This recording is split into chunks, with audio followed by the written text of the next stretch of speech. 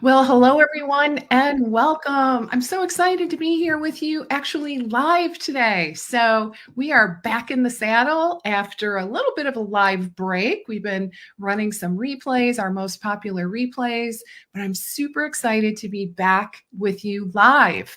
And so I want to say hello and welcome you all to the show today. I'm Lesli Bitel.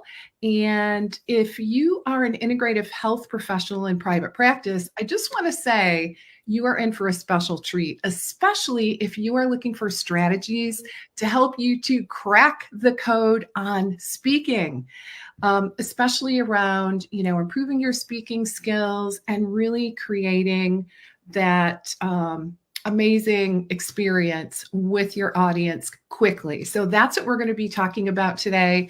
Very much looking forward to chatting with my friend and our colleague, Sonja Stetzler. Did I say your last name?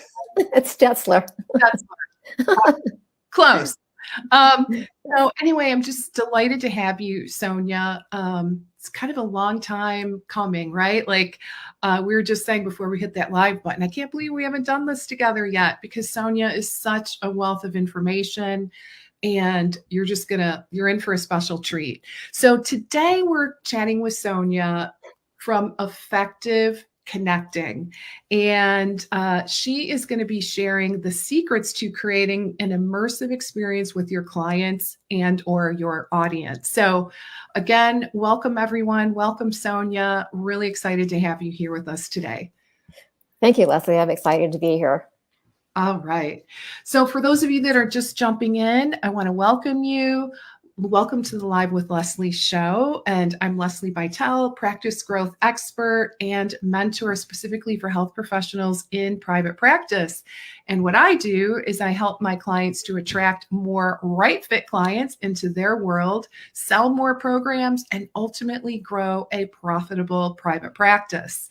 So let's go ahead and jump in with Sonja. So instead of me reading your bio, Sonja, I'm going to just kind of ask you to give us your backstory and just kind of tell us a little bit about yourself and how you ended up doing this work, especially as an RD.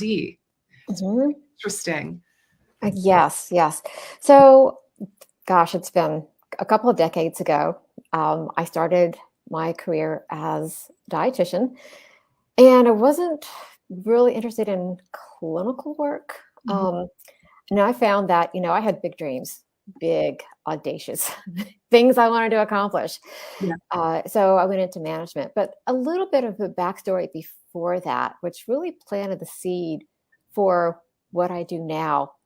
It was the last semester of my internship, and I was in the food service management rotation.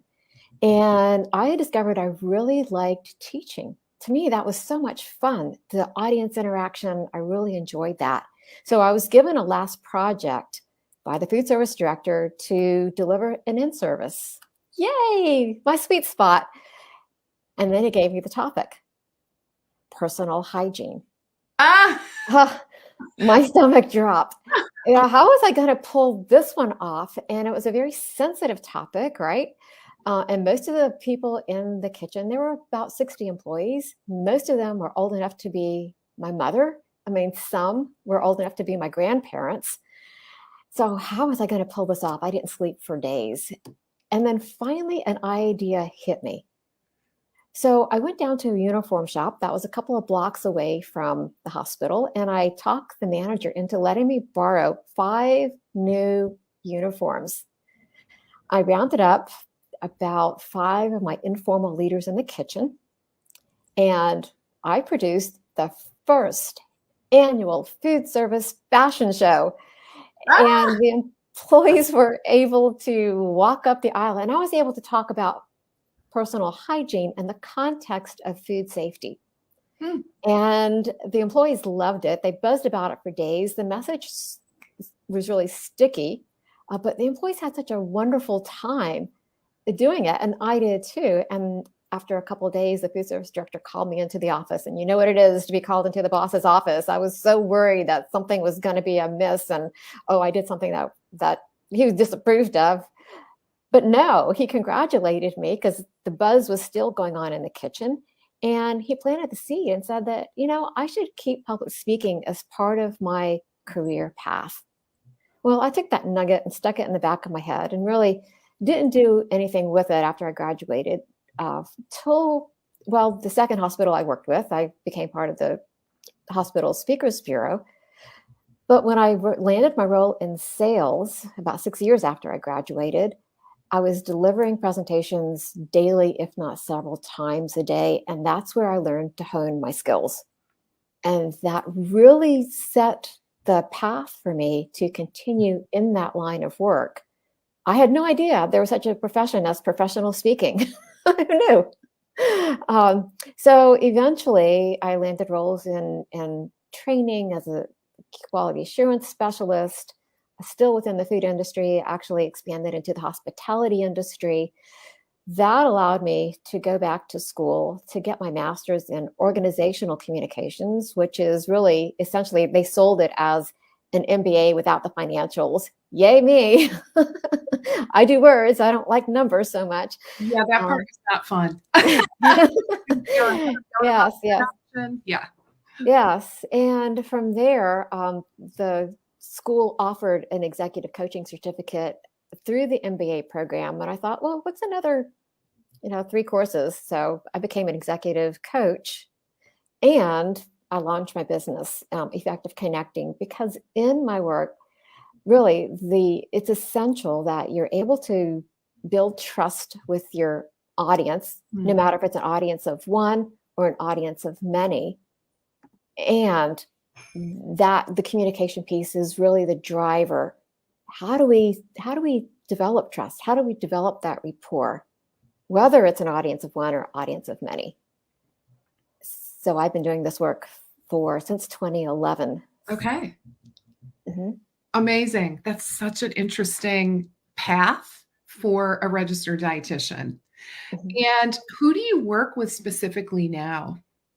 My clients are mid to senior level. I've worked with a couple of CEOs really around developing these communication skills. I work with teams.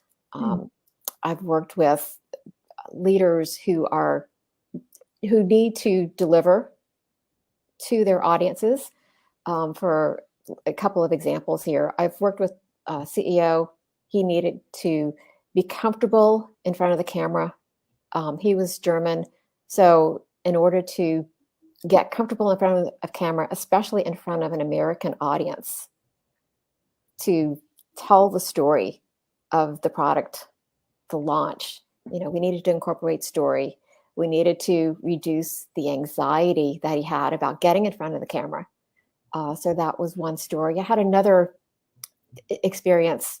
I was hired as the speaker coach in the materials handling industry. And they do an executive summit every year. I worked with these executives to do a TED style talk. Now, it wasn't a TED talk, it wasn't a TEDx, but it was a TED style, meaning that their message needed to be wrapped in a story. Okay. So I worked with an executive from Deloitte. He had a great story, great background of where he came from, and that applied to the work that he did up in that point. It was a last mile delivery. And he was so nervous about getting in front of that crowd. And so we crafted his content, and it really came down to his practice, the practice of how he delivered. And the day before, actually, he was so nervous about even the rehearsal part that he couldn't get through his presentation. And I was thinking, oh no, I'll never be hired again. So that evening, instead of going to the speaker's dinner, he decided he was going to spend his time in the rehearsal. So the next day, it was his turn to get up, and I could see he was wiping his brow. And I was so nervous. I was thinking, come on, please, pull this off. And he did. It was amazing. And his speaker score was actually higher than the speaker they had brought in and paid 10 grand to and read his presentation. I mean, that was just like, oh. So yes, after my client had delivered his presentation, the meeting planner, who knew his story, came up and gave me a hug. I was like, don't hug me, hug Thomas, because he's the one that saved the day. So those are just some of the examples of people Right. that I've worked with. Yeah, so interesting. Well, as you know, our audience today mostly is comprised of healthcare practitioners, right? Some coaches, naturopathic docs, registered dietitians, chiropractors, MDs, and the like. And so I am curious, in your opinion, why is speaking so critical? Hmm. There are several different areas, and I call this the 4 L's of speaking. The first is leadership. Mm, When you get on a stage and you speak, you are seen as a leader. You are seen as the expert. So it's the perception of your audience that they have of you that, oh, this is somebody who knows something that I want to learn or I want to know about. So it puts you in a higher level. You know something. You're an expert. You're a thought leader. So that's the first L if you're looking to advance or promote yourself. The second is what I call leverage. Now, having been in sales for many years, the one-to-one, when I went into someone's office, uh, that was a lot of time. So if I could speak to a group versus a one-to-one, I'm leveraging my time. So it makes me more efficient with how I use my time. I could send out my message to many. Thirdly, it's a likability factor. We know in marketing, we take people through a funnel, the know, like, and trust you funnel. So having an audience, I move people through that tunnel a lot faster. It gets people to know who I am. It gets people to evaluate, oh, do I like her? And it gives them a taste of what it might be like to work with me. mhm. Do I trust her? And this is something that speaking, if you do it well, people will trust you. And that opens it up to a discovery call to give them another spoonful of what it might be like to work with you. Lastly, and not many people realize this, but it's what I call links. So, what are links? That is the opportunity for people in the audience to connect with one another. We as humans are hardwired to connect with other people. And when you provide that opportunity for people who are similar, they've come to hear you speak because they are interested in your topic or they want to know more about you.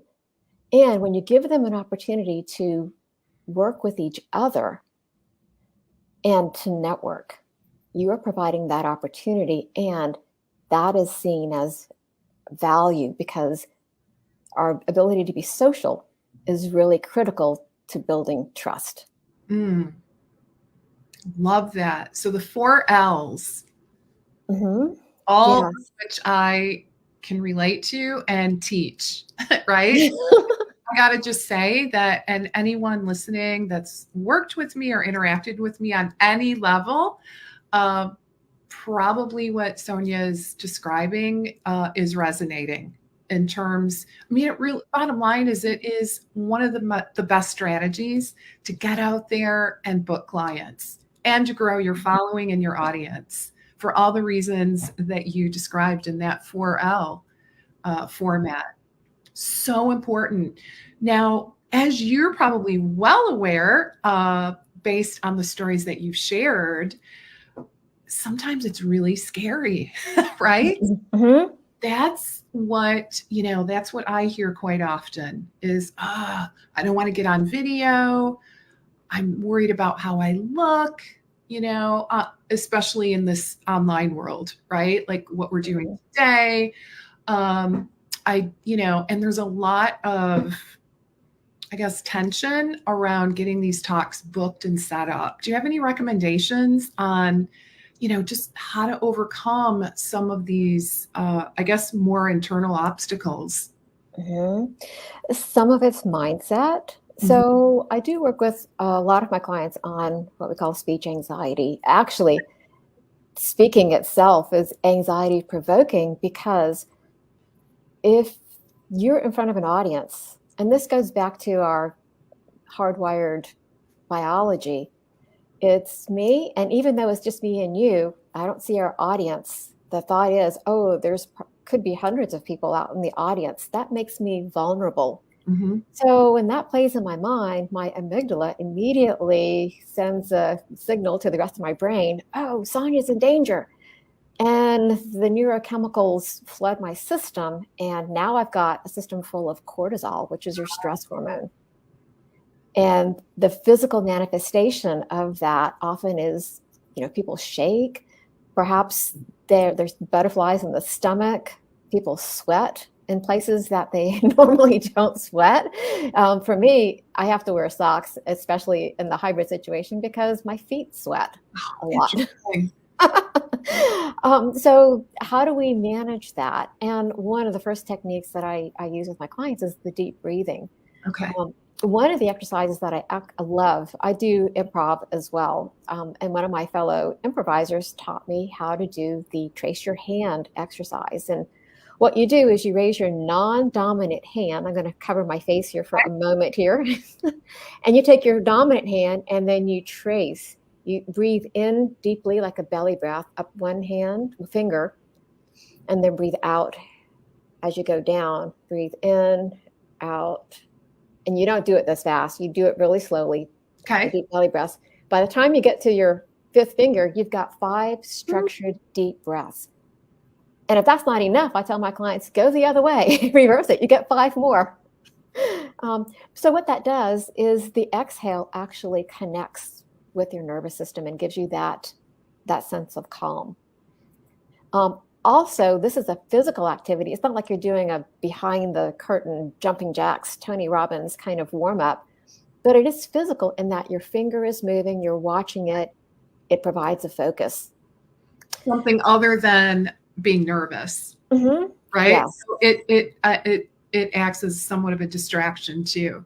Mm-hmm. So I want to welcome Amanda. Hey, Amanda. So it says, I dread being in front of an audience. The fear of being judged is very real. But if I take a deep breath and just get started, I do just fine. It's a cycle. Yeah, absolutely. So, and that's part of the fear of being judged. What are they thinking of me? So what this is all your self-consciousness, right? So the second step, actually, that's a nice segue into my second step after the deep breathing, is the mindset shift. So when you shift your mindset, this is not about you. Speaking is never about you. Speaking is about your audience. So if you can come at it with an attitude or a mindset shift that you're in service of your audience, because honestly, your audience isn't thinking about you in the way that you think they're thinking about you. They're here to listen to you because you've got something of value that you're going to share.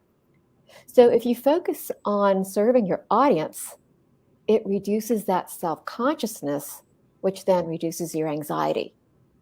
So let me put it to you maybe using an analogy. Okay. Let's suppose that you were invited to a dinner party. You knew no one there except for the host. For many people, that's very anxiety provoking. I don't know anyone. Oh no. However, the doorbell rings. Oh, the host is busy. You get the door for the host. You take their coat. You show them where the drinks are, where the buffet is going to be placed. What happens when you do that? You're in service of the guest. You play the role of co-host. Now you feel empowered to make other people feel comfortable. You forget about your self-consciousness. So for that analogy has worked for a lot of my clients. They think, oh, I get it. I'm in service of them. Taking the focus off of oneself. And instead, I love that. That's so powerful. Really thinking about how it's not about us, it's about them, right? And how we really step up and be of service. Absolutely. How are you fulfilling their wants, their needs? I work with a lot of leaders who are needing to deliver to senior leadership in their organizations. So the question becomes, so what do they need? Because oftentimes their presentations are focused on them and what they need. No. What does your executive need? You're giving them information so that they can make a better informed decision. So how are you serving them with your content? And for many, that shifts the presentation. Now, there is a third step in this. Okay. And the third is the rehearsal. And I work with so many clients, we work out the content, great. And then I get a lot of reschedules when it comes to when we do the rehearsal part. Why is that? People don't like to rehearse. I mean, I admit it. Okay, I don't like to rehearse either. However, if I had a nickel for every person that had come back to me and said, wow, I never realized the value of rehearsal, I'd make bank. There's no question. So the rehearsal does a couple of things. Number one, and I was trained by 2 actors, advanced training. So when you sit down the first time to rehearse your presentation, we do what we call a table read. And a table read is nothing more than just talking through your script. And you're deciding, does this sound like me? Now, I've been in academia. I was an adjunct professor for 10 years. And so sometimes my writing can get a little bit maybe highbrow, because academics, the first time I wrote an academic paper, I wrote it too casually. And the person who was mentoring me said, Sonja, no, you can do that. And I'm like, this would never fly in a magazine article or a book. And she goes, you're not writing for that audience. It's different, right? Yes. A lot of people in our audience can relate to that example, right? It's really kind of hard to discern those 2 different types of talks. Yes. So we talk more informally than we write. We write more formally than we talk. So as I'm reading it out loud, I'm asking myself, Don, does this sound like me? What has to be changed? How does it sound? How can I make this sound more conversational? And the next time after I've made those edits, I get on my feet. I'm sitting today. Oftentimes I'll be standing because I have a standing desk on the other side of my room, and I will practice. If I'm doing a virtual presentation, if I'm doing an in-person, I'll go to my den because that's a big space, and that's my stage. I have my family photos on the back wall. That's my audience, so I'll rehearse. You're doing a couple things when you're rehearsing, and so many people don't rehearse out loud. Never do that. Rehearse out loud. There's a couple of reasons for this. Number one, you're starting with the memory process. And the more you practice out loud, the more this information is going to be embedded in your brain. So you're coming from a place of knowing. And when you come from a place of knowing, guess what? If you're on stage and for real, and the lights go out or the technology blows out, guess what? The show must go on. You can pick up. You don't need your slides. You must continue. That's really impressive for an audience. The next reason, and most people don't know this, and I've worked with several voice coaches, is that when you are rehearsing, you're actually out loud, that is, you're actually working with the muscle memory in your facial muscles.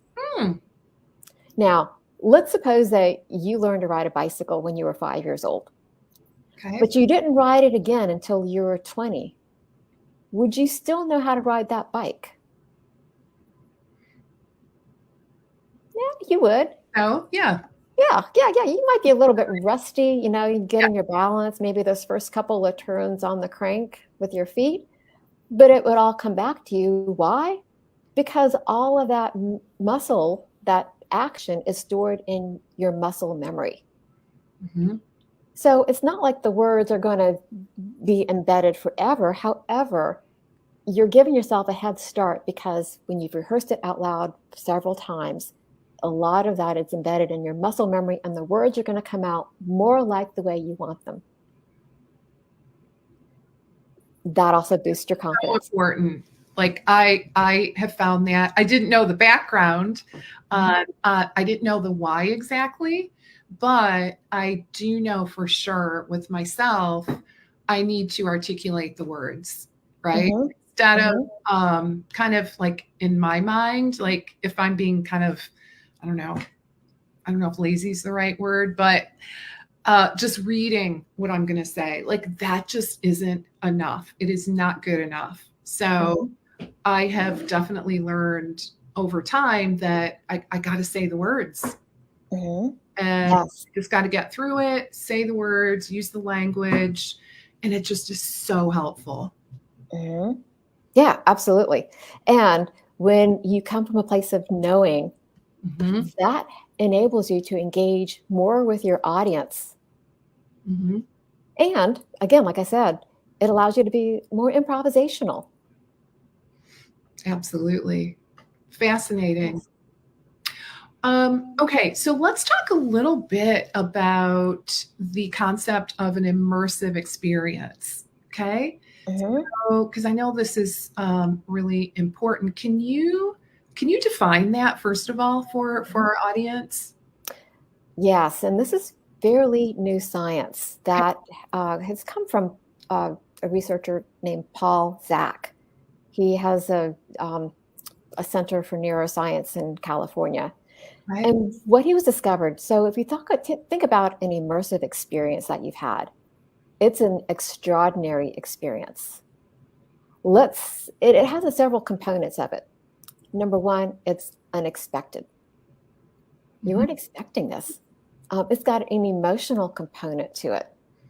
So it's emotionally charged and it so narrowly focuses you that you aren't tempted to pick up your phone or get distracted because you're so involved in what's going on in the experience itself. Because it's got an emotional component to it, it's easily remembered and it promotes or provokes an action. Okay. So, when this comes to speaking, stories are actually one of the best ways to promote this or to involve someone because when you're listening to a story, and especially someone who can tell a really good story, stories connect us emotionally. Mhm. So, we're involved. When somebody's telling the story and they tell it well, we're not apt to pick up our phone or get distracted by our environment. Mhm. Um, so those are the qualities. You've got to package them all together. One component isn't going to make that immersive experience. But when you package those components together, boy, that creates an experience that actually enables an audience member, whether it's an audience of one or an audience of many, to release oxytocin. Mm-mm. And we know that oxytocin is a trust building hormone. So, this is why, as I'm putting the pieces of the puzzle together, that enable us to have this experience of, wow, that's really cool. Um, I think of an example of this. There was a commercial on, gosh, now the memory part is kind of fading. However, it was during Christmas, Mhm. and it was of a woman, and she was at her grandmother's home. Her grandmother looked like she had probably dementia, and the grandmother was staring Mm. into space. And so the girl takes her grandmother for a ride in the car. Oh no, it was Chevrolet. This is it, Chevrolet. So, and the girl drives the grandmother, pointing out, this is your high school that you went to. This Mhm. is where you met grandpa. This is where, all of these different sites. And you could see the grandma coming back. And at the end, she was smiling and they were having a conversation. Mhm. That commercial drew me in. And I was so intense and I was enjoying it so much that I could watch that over and over. But for me, that was an immersive experience. It touched all of those points. It was unexpected. It was emotionally charged. It was so focused on the story that I didn't want to turn away and go to the kitchen and grab something to eat. Advertising a car. Yes, yes. And it provoked an Interesting. yes. And it promoted an action. It promoted for me, it was like, wow, you know what? I'd love to have that experience with another person. Uh-huh. So does that help to It define? does. It does. I would venture to say that many people in our audience, okay, I'm just going to kind of guess here. I'd love to hear from our audience if this is true for you. My guess is that many of us feel like we don't have any good stories. Who can relate? Who can relate? Like, oh, my stories are, kind of too boring to share, or, you know, uh, um, some thoughts along those lines. So what would you say? Okay, Amanda says yes. Okay. Yeah. How do you overcome that concern around, oh, it's too boring. My life's too boring. I don't have any good stories. Mm, no, You you just know, it's answer it. yes, yes. What's really fascinating is that the stories, it doesn't have to be something really big or, the car crash or the Right, plane crash. No, no, because most of us haven't had that experience. We can't relate to that. right. The stories that relate to are the mundane, everyday things that happen to us. That's what's relatable. Okay. Um, I follow this really, really exceptionally storyteller. He won the Moth like 11 out of 12 times. You know what the Moth is, right? The storytelling contest. Mm-mm. It's really incredible. Okay. So Matthew Dix is his name. So there are a couple of components that make a story really come alive. And my suggestion, and I do this too, and I'm not 100%. However, uh, I'll pick it up and do it for a long stretch at a time, Mm-hmm. is I have an Excel spreadsheet. Mm. And at the end of every day, I write down, okay, so what were the story Mm. worthy moments? And I only have to write about 2 or 3 sentences because I'm not going to remember. Mhm. When I see the 2 or 3 sentences that I've written, it's going to jog a memory for me. And then I'm going to like, oh yeah, I remember that. So a couple of things to help draw people into a story Mm. is number one, if we can tell it in the present moment. Okay. When we tell it in the with the present tense, you're drawing people in the situation with you. Mm-hmm. And so, there I was on the train. Here I am, going on the train to in Spain. Right. You're pulled into that train car with me. Okay. So you want to give, people a little bit of exposition about what's going on. But what makes the story interesting is there's conflict. Mm. There's conflict. If you think of any movie that you've ever seen, you've got the first couple of scenes where they set things up and then something happens, there's a conflict. Mm-hmm. The main character has to make a decision. Mm-hmm. What's that going to be? And so you can have a resolution. Okay, this is how it was resolved. And that resolution should produce that 5-second aha moment. Oh, this is what I learned, or this is how this gets resolved. Interesting. But that also can promote more action, more conflict. And you got another resolution that you have to come to. So, but those are the main components. You've got the exposition, the action, the resolution, and within that, bring people in the present tense, and the resolution should always be that 5-second aha. Okay. Interesting. Well, one of the things that I talk to my clients about quite often is creating what I like to call your brand story, right? Mhm. And I guess the way that I would describe that, like the different components of the brand story. I mean, a lot of times as practitioners, we're doing this work because we have gone through the same challenge and journey that we're now helping our clients through, right? Mhm. And that's not always the case. Like I don't want to say 100%, but quite often that is the case. So I always kind of describe like putting these different elements together by like first giving people kind of a snapshot of what things were like before you crack the code, kind of the struggle, right? Mhm. What did that struggle look like before you were able to achieve that resolution? And then what was maybe the turning point? Like sometimes we can think of a day where it's like, okay, I realize everything has to shift, right? I need to Mhm. make some changes, some kind of a trigger or turning point in the story. And then a little bit Yes. about what you did, right? To solve Mhm. it. And then I guess the third part would be what are things like now, Mhm. right? Yes. What are things Mhm. like now that you've achieved resolution? So, Mhm. somewhat similar to what you're describing. But I Mhm. would say like the brand story is definitely something that probably just from a, marketing standpoint, like everybody should, be able Mhm. to articulate that one. Mhm. Yes, yes, absolutely.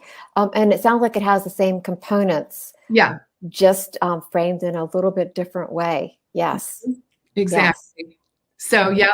So that's a kind of an important one, just from a marketing's perspective, and it is a story that everyone here in our audience you can share that from the stage. When you're introducing yourself, or you can share pieces of it just to make that connection, and it really serves to make you a real person.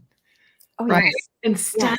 of, as practitioners, and, again, I don't want to say 100%, but we can be viewed as kind of on the ivory tower, like, oh, she's never struggled. You know what I mean? Mhm. Mhm. And most of the time we have, Mhm. right? Oh, yes, absolutely. Just more vulnerable. Mhm. Right. And being vulnerable makes you more relatable. It does. Absolutely. And people value relationships. So, yeah, they want to know that you've been through it as well. Yeah, well, people look at my story, they're like, wow, how did you get so successful? And let me tell you, this has been a 10-year journey. Yeah.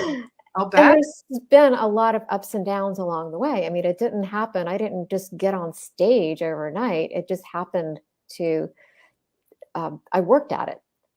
And uh, through my network, if I hadn't sat next to a woman at a well-being conference that I attended, I would Mhm. have never been. She referred me to the executive producer at the executive summits. Um, Okay. that's how that happened. Just striking up a conversation. As I mentioned before, people in audiences want to be able to relate to other people in the audience. They want to be able to build those connections. So you never know where that's going to lead. Um, so it's been a journey over time that one day, and this happened, in December, I was like, wow, you know what? I've had all of these requests come in from my website. Um, how did that happen? And it's like, Sonja, it's been building over the years. It's not something that just happened overnight. It's now everything has come to a point where people know enough about you. You've been around long enough. You've built this. Yeah. And one point that I want to highlight, based on what you just shared, Sonia, is getting out there, right? Just Mhm, getting out there, mingling in mhm, person with mhm, other human beings, because mhm, nowadays it is so easy just to sit behind our computers, right? mhm, I would just, I think one of the takeaways is just get out there, right? You just don't know who you're going to meet and what doors are going to open as a result. So, mhm, like, you came across that woman in the audience and look how everything shifted for you. mhm. Yeah, absolutely. So there's a couple of things that I think as a conversational intelligence coach too that we can hone in on is our ability to listen Mm, and listen well. When I create an experience, and the other piece to this, I think that's really important, and especially as a speaker, it's not so much focusing on, yes, I focus on what the audience needs are, but I also am thinking of how can I create an experience for my audience? Hmm. What kind of experience am I creating for them? Okay. Does it have these elements of the unexpected? Does it have this emotional resonance, through a story or a couple of stories that I tell?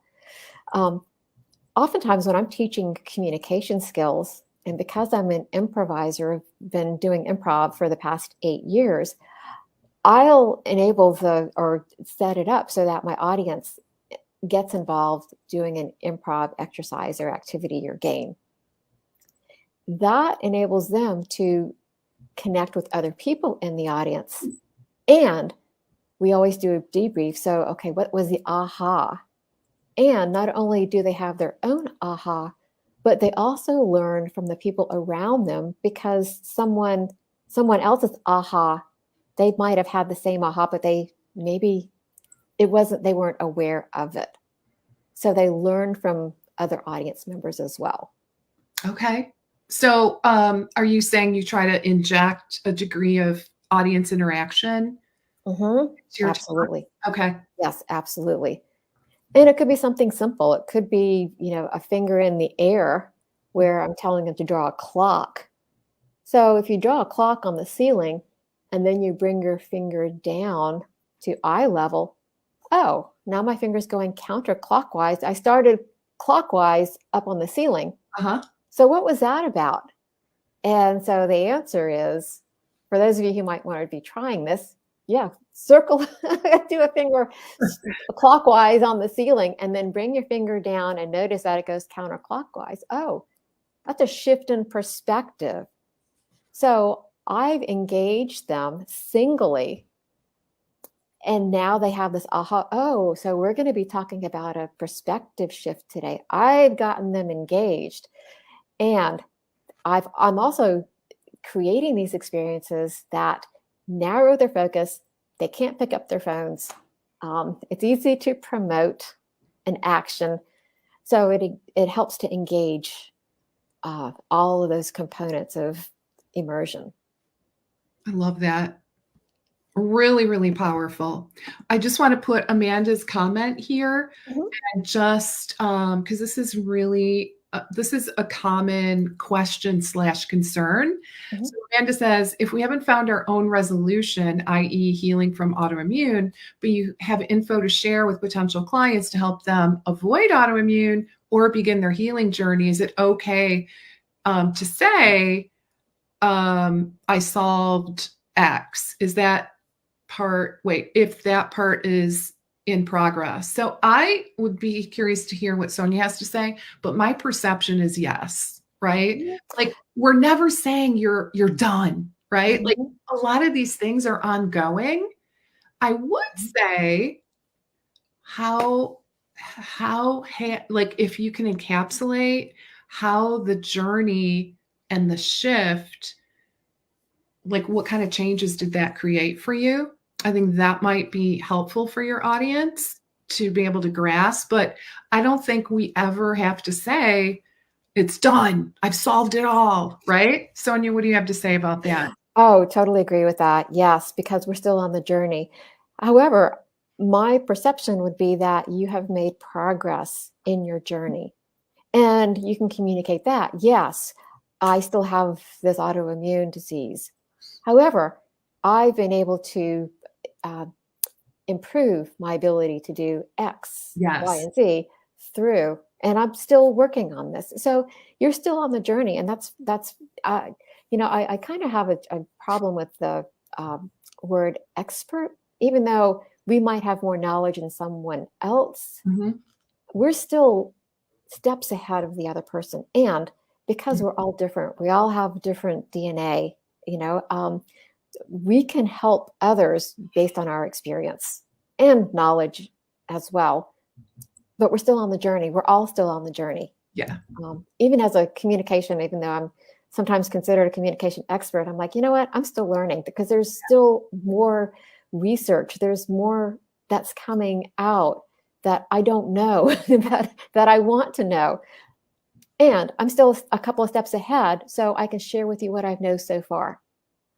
I think that's a really great question, Amanda. And I'm glad you brought that up because it can, like, I think it is somewhat related to that idea of perfection, right? Like, do I have to be perfect before I can teach them? No. Oh, Even if no. you're a step or two ahead of your audience, you're good, right? Mhm. So, so I think that's the key there. So, really, really good question. Right. And I would just add to that, I do not like the saying practice makes perfect because none of us are perfect. No, Um, yeah, yeah, I say practice makes proficiency. That's what we're gaining. That's what we're looking for, proficiency, not perfection. hmm yeah, like yeah, practice makes us better, more confident, more fluid, all those things. All right, good deal. So, my goodness, time flies, Sonja. Wow. Talk about this. Oh, such a great topic. The one thing I really want to encourage our audience is to take some action, and that would be look for speaking opportunities, right? Really get out there. I would highly recommend 2024. Let's have that be your year to get out and book speaking events because it really is a game changer, right? For your personal growth, for your confidence, and not to mention for your practice, right? Because of all the reasons we talked about.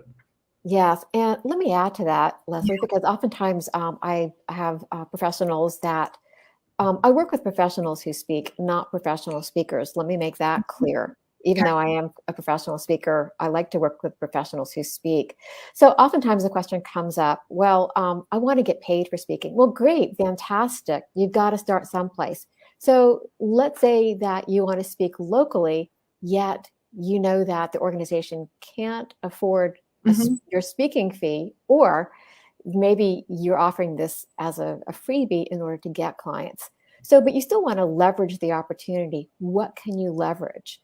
Well, can they put a testimonial? Can you ask for a testimonial? Absolutely. Can you ask for a LinkedIn testimonial? Oh, absolutely.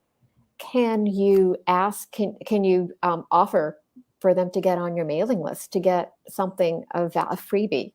An additional piece of knowledge that you've put together outside of perhaps what you've given them at that event. Absolutely. So look at ways that you can leverage this opportunity to help you grow your business. Mm. Yeah, that's a really, really powerful point.